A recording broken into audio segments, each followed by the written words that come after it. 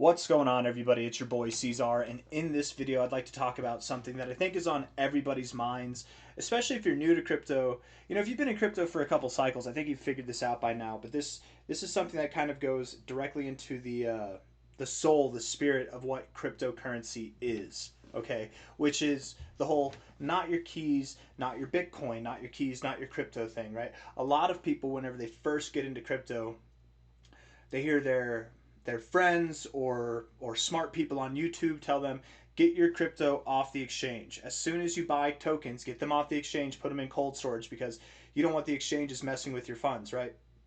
Right.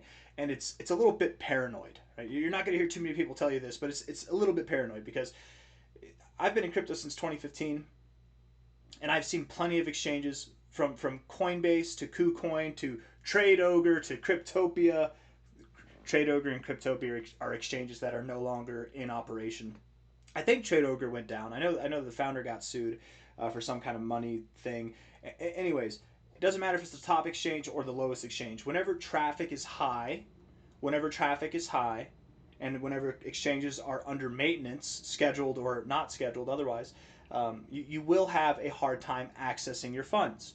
But if you live in the United States or you're using a United States exchange like Coinbase or Binance US or Kraken or Gemini or Crypto.com or Robinhood, your money is effectively insured, right? Up to $250,000, I think, on each exchange. Maybe it's a little bit more or a little bit less. I forget what the number is. I think it's 250K. But your money is insured. Now, most people watching this video, you probably don't have $250,000 invested. But what about the people that do? What about the people that have millions of dollars invested, tens of millions, hundreds of millions, or more invested in crypto?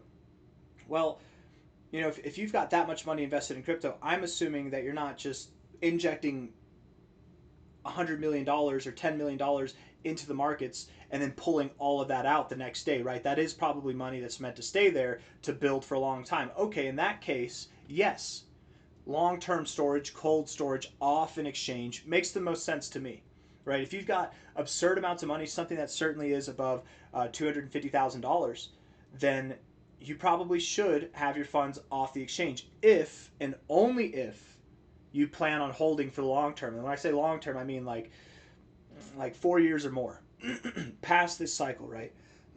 Sorry. If you're planning on selling, if you're like me and you're planning on selling, I don't care if you have $10,000, $100,000, millions of dollars, tens of millions, hundreds of millions, whatever it might be, if you're planning on selling by the end of this cycle, you probably don't have any business putting your money into cold storage, right? The money that you're not going to sell, the cryptos that you're not going to sell. I just realized that my camera is glitching hard here. Hold on, let me fix this. Let's try and fix that. The cryptos that you're not going to should be good now. The cryptos that you're not going to sell, that you're going to hold for the long term, those should be in cold storage. But if you're in this market with the intent to sell, maybe you want to sell and put it into Bitcoin. Maybe you want to sell and put it into USDT or USDC and stake or whatever it might be. Get those yield rewards, right? I get it.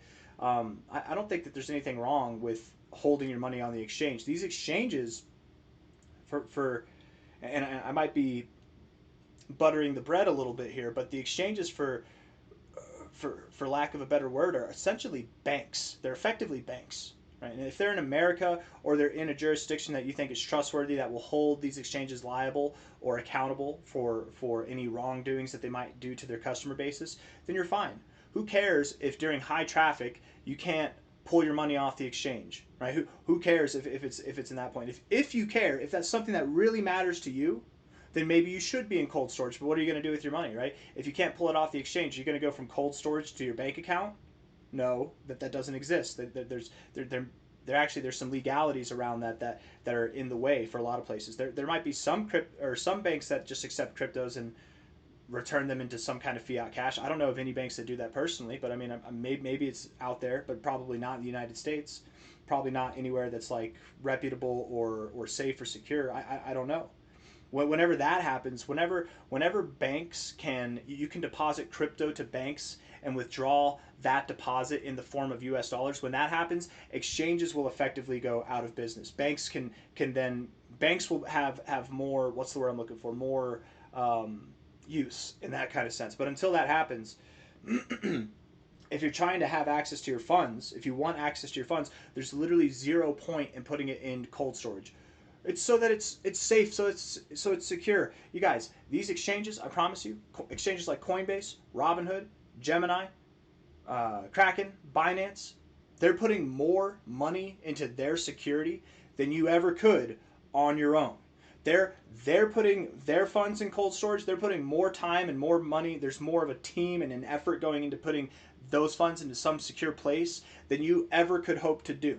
Okay, just so you know. So if you're worried about your funds being safe, more or less, they're safe on the exchange. Okay, they're safe on the exchange. Now, again, if you have life-changing wealth, if you have a ton of money in crypto and you're planning on, and when I say a ton of money, again, we're talking about millions at least or more, then you maybe you should probably move it off the exchange. But that's only if, again, if you're planning on holding it for the long term. You don't plan on selling or cashing out at all for the next 5 to 10 years or even beyond. Then that's fine, right? You're holding your bitcoins, your whatever cryptos they are. Hopefully, not any obscure altcoins. If there are any altcoins in there for the long term, hopefully it's coins that have been around for multiple cycles that have proven that they are here to stay, that they will grow. Um, but other than that, there's nothing wrong with keeping your money on the exchange. And I'm just emphasizing this point. We've actually made a video like this, I think, a month ago, talking about the same topic. I'm emphasizing this point because it sets people up for failure. A lot of people think that they're doing a service to these new people in the markets, or even people who've been in the markets for a while that just never got on with putting their money into cold storage. They think they're doing them a service by saying, "Hey, put your money into cold storage. That way the exchanges can't tamper with it." But the thing is, user error happens in this space. If you send your money to the wrong address, if you think that you know what you're doing and you don't do it right, you could literally lose everything. Right? Every time you transact, first and foremost, every time you transact, you send to a new wallet address, cold storage or otherwise, you should always do a dummy amount. You should always send like $1 worth, $1, $10, whatever. Don't send the full thing. And then when that $1 to $10 gets there, then you send the full thing, right? Then you know, okay, all right, this is accurate. Okay, I don't care if you're copying directly from clipboard and then pasting. I always send a test amount, always, no matter what. And I think everybody should, right? That'll help you. But let's say you do things right. Let's say you do things 100% right. You go from the exchange to a cold storage wallet. You do it 100% perfect. Guess what? You're still paying fees on transactions. And if you're going to take that money from the exchange to cold storage, and then at the end of the cycle, you're going to take it from cold storage to the exchange and then sell it, what's the purpose of paying the transaction fees? And if you're dealing with a lot of money, that can be a lot in transaction fees too. You know, like even if it's a minuscule amount, even if it's like $10, screw them. Why pay 10 extra dollars to the ecosystem for just literally what I could have had on the exchange without doing any of these transactions. I think that while it's a nice thought, right? In theory, not your keys, not your Bitcoin, not your keys, not your crypto. It's a very moving and real thing to get behind, that you should be in charge of your coins, that the exchanges shouldn't be, and crypto gives us the power to do that. I think it's within our right as human beings. It's within our duty even to secure our own funds, absolutely. But for the average person watching this, you're not using crypto to secure your funds. You're using crypto to make funds, to grow funds, to grow your accounts. And if that's what's happening and you plan on taking profits to buy a house or buy a car or go on vacation, buy your rent, whatever it might be. By the way, some of the best things that I've ever done with crypto have been paying for living expenses months in advance. If I ever take profit and I have the ability to keep money in the markets, let that grow, and I can pay for like 6 months worth of living expenses, that's a real, because then you're making money, you're doing other things, and you don't have to worry about your living expenses for six. Like, dude, that is a boss play. Anytime that you have the opportunity to take funds out of your account, I know you want to buy the shiny toys, you want to buy, it's getting to be Christmas, you want to buy presents or whatever, I get it, but paying for living expenses, man, some of the best thing. If you're renting, paying for multiple months of rent in advance is one of the best things that I've ever done with crypto. Every time I do it, I'm very grateful for that, because then it just takes a lot of stress off, and then you can literally save up money while using the money that using that time frame of the advanced pay in rent or whatever else it might be that you have. Maybe you don't have rent, but you have other living expenses, you know, your mortgage or your HOA payments, plus your car insurance and health insurance and groceries and all that stuff, whatever. I'm getting off track here. What I'm trying to say really is, for the average person, for 90% of you watching this, probably even more, I would even say 99% of you watching this, putting all of your funds into cold storage is pointless. It's pretty pointless. And I know that there's some people who are just like gung ho crypto advocates that are like really hardcore, that are true to the cause of crypto. They're OGs. They've been in the market like me since 2015 and they know the rhetoric. Not your keys, not your Bitcoin. What are you talking about, C-Zar? You're going to get these people screwed. No, I'm not. No, I'm not. No, no, no, no, no, no, no. If anything, saying not your keys, not your Bitcoin, not your keys, not your crypto, and moving it off to the cold storage wallets, that leaves a door open for people to literally screw themselves, to take their money and send it to the wrong address, or to not put the funds in a place that they remember, or maybe they don't have access to that wallet because they write down all of their passphrases, their key phrases, and then they lose it, right? All the classic stuff that happens that we've heard all throughout the time that cryptos existed, where people have lost funds, right? You're not going to have that if your money's on the exchange. And the sad reality is the average person out there is not prepared to fully handle their finances by themselves. They need an intermediary like exchanges. I'm not trying to promote the idea that we as human beings need exchanges, that we'll never get to a decentralized method of economy or of wealth acquisition or handling. I just don't think that we're there yet, or I think the average person's not there yet. And again, even me, let's say I had $1 billion. I don't, but I'm just saying $1 billion because it's so far away from what I do have. I don't like talking about how much money I have. Anyways, let's say I had $1 billion. Okay, 990 million would be in cold storage. It would be in cold storage in Bitcoin, Bitcoin Cash, Monero, BNB, USDC, USDT, Tron, whatever. It'd be Ethereum, Solana, of course. It'd be in cold storage for the long term. Okay. But the rest of it, that last little bit, would all be in cash, would all be on the exchange, right? The stuff that you're going to use in your day-to-day life, that would all be on the exchange. Although if I had $1 billion, I'd probably want more than 10 million in cash. There's probably going to be, if with $1 billion comes a lot of expenses too, if you're doing things the right way, whether it's through living life or through having businesses or both. But anyways, I'm rambling at this point, man. All I'm trying to say is, for anybody out there who's watching this, anybody who's wondering, how do I get my crypto into cold storage? Maybe maybe just keep it on the exchange. It's basically insured, $250,000 worth. Let's say you have $1 million. If you have $1 million, put 250K on Kraken, on Coinbase, on Robinhood, on Gemini, and then boom, then you've got $1 million in coverage right there, right? On Binance US, on Crypto.com. There's more exchanges, right? And if you have tens of millions of dollars, you have more than that, and you can't really diversify. It's still good to diversify across exchanges. That's another form of security, but and that's the whole purpose of this, right? You're trying to withdraw your funds onto cold storage for security, and that's great and that's admirable, and that is ultimately the way that things should be. Everybody should be in charge of their own funds. I get it. I get the whole rhetoric, right? But again, it's kind of like a lot of things in humanity, like I don't want to get political, but like communism, for example.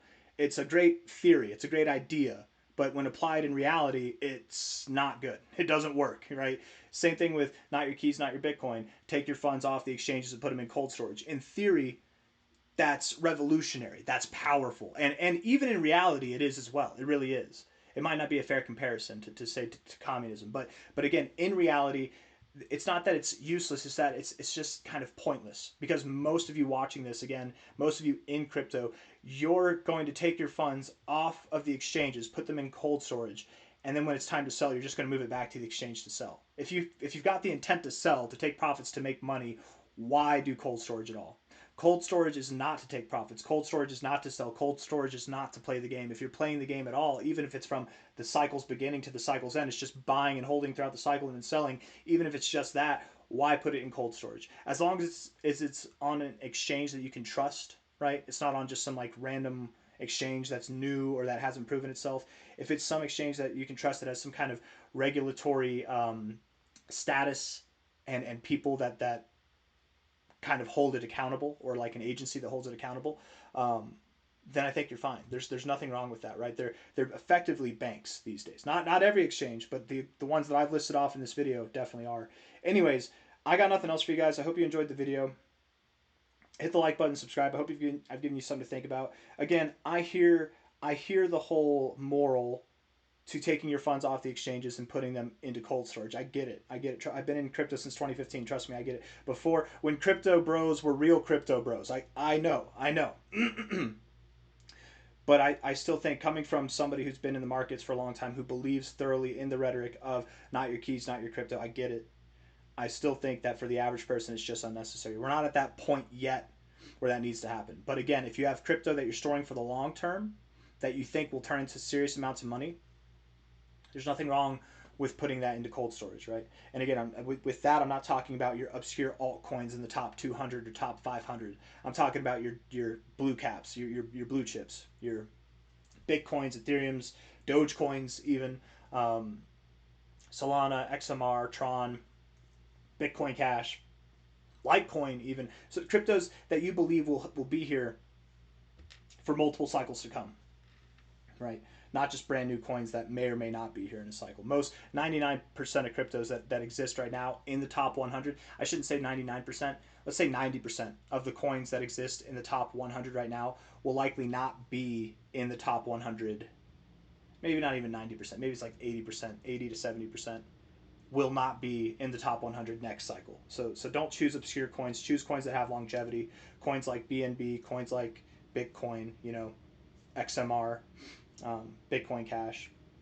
I'm just repeating myself at this point, so I'm gonna end the video there. But if you like the video, hit the like button, subscribe. Thank you all. There's nothing wrong with keeping your funds on the exchange. That's the main point. There's nothing wrong with it, right? Don't let everybody out there telling you get your keys off the exchange, put it in cold storage. Don't let that influence you to make a decision that's not going to hurt you. It could hurt you. It's possible, but more or less, it's just pointless. It's just a waste of time. It's added headache in something that you don't need a headache with. Honestly, I don't know. That's just my thoughts.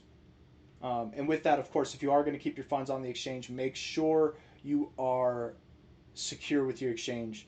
You have double two-factor authentication, triple, quadruple factor authentication, multiple levels of authentication, where you sign in with one email, and then to validate it, you have to validate it through your phone and through a different email, right? All that stuff. Just be very secure. Don't save your password on your computer. Don't save your password on your computer. Don't have it to where as soon as you log in, as soon as you're on your computer or on your phone, where you can just pull up your exchange like that, so that if anybody gets access to your phone or if anybody gets access to your computer, they can do things, right? Imagine if you have a friend who you trust or a family member who you trust, and they know about your crypto stuff, and all they got to do is, while you're taking a dump in the bathroom or while you're doing something outside your house, and they're asking you to just chill and wait for them to come back. Imagine you have a friend or somebody who's close to you who isn't a good friend. They're savvy and they know what they're doing. They have access to your funds. They could send your funds to them without you ever knowing. They would just know that their funds got moved somehow. You'd think that you were hacked or something. Don't make it easy. If you're going to have funds on an exchange or on anything, it should be a pain in the ass to access. Because if it's a pain in the ass for you, and you have all the tools at your disposal, it's going to be a pain in the ass for anybody who's trying to access your stuff. Make it a pain in the ass, right? That's all back to the idea that I'm trying to reference here, which is that it's great what crypto is. It's this thing that allows us to take back control of our finances and our overall wealth. That's something that we haven't had for a while, right? Since banks are the ones, the intermediaries that handle our wealth for us. It's a safe place. If anything goes wrong, we just go to the bank. Hey, I didn't pay for this. Oh, I'm sorry. We'll roll this back. Hey, what happened with this? Oh, it just didn't happen yet. It's pending. It's processing. Okay, you don't have to worry about it. Everything's doing its own thing. With crypto, you have to be responsible, and I don't think most people are responsible, and that's why I really think that we should just it's probably best to keep your funds on the exchange. Probably best for the average person. If you're holding for the long term, if it's long-term storage, cold storage is appropriate. Other than that, what's the point? That's my thoughts. Anyways, what to exercise your rights? If you want to exercise your rights, that's fine. It'll cost you a transaction fee. And then if you want to exercise your rights back to the exchange so you can sell, it's going to cost you a transaction fee too. And it's not just going to cost you, you're going to pay multiple transaction fees. Imagine you buy, that's a transaction fee. You send it to cold storage, that's a transaction fee. You send it back from cold storage to the exchange, that's another transaction fee. And then you sell, that's a transaction fee. When you buy and sell, that's already two in itself. Why add two more? Why add two more? You're doubling the cost of transactions. And who's making the money from that? The exchanges, the people who are in charge of these ecosystems, right? So I don't know. It's just a thought. Anyways, hit the like button, subscribe. I'll see you on the next one. Take care. Bye.